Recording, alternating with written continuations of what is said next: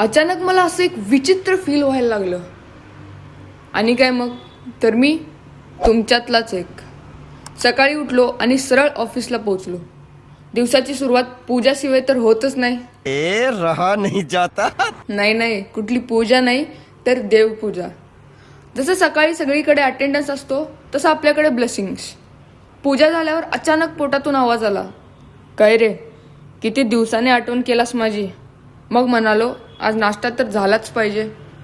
मग मी आणि सर निघालो नाश्ता करायला. नाश्त्यामध्ये इडली वडा सांबर आणि पोहे घेतलो. सर हे एक फूड सायंटिस्ट आहेत. पोहे प्लस सांबर प्लस अजून 2-3 मिक्सचर. नवीन नाश्ता डिश तयार. मग काय, नवीन नाश्ता डिश ट्राय करून आम्ही परत ऑफिसला आलो. ऑफिसमध्ये मी आज माझे आजचे वर्क चेक केलो आणि थोडे प्रोजेक्ट शेड्यूल करून मी लागलो मोशन ग्राफिक एडिटिंगला. आणि मला आठवलं की पाणी प्या, because hydration is important boss. पण एक गोष्ट, काल रात्रीपासून एक विचित्र फिलिंग येत होती. असं वरीड, ओव्हर थिंकिंग, की फक्त झोपेची कमी, आय डोंट नो. कधी कधी असं रॅन्डम लो फील येतोय, पण नक्की काय येतं हे नाही माहीत. तुमच्यासोबत पण असं होतंय का? कमेंटमध्ये सांगा, नाहीतर मला एकटं वाटेल.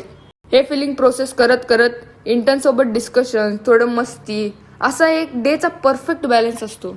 हे सगळं चालू असताना माझं अचानक लक्ष माझ्या वर्कस्टेशनवर गेलं. जणू हे माझं एक छोटंसं बॅटलफील्ड. इथेच मी रोज डेडलाईन्स, एडिट्स आणि सॉफ्टवेअर क्रॅशेसला हरवतो. डेचा शेवट जवळ आल्यावर मी माझ्या बॅगला एकदम व्यवस्थित पॅक केलं. कारण कधी कधी असं वाटतंय की लाईफ कंट्रोलमध्ये नाही, किंवा बॅग तरी कंट्रोलमध्ये असू दे. आणि मग मी निघालो घरी पोचलो आणि मग माझ्या रेग्युलर फ्रेंडची कटकट ती तर आहेच की.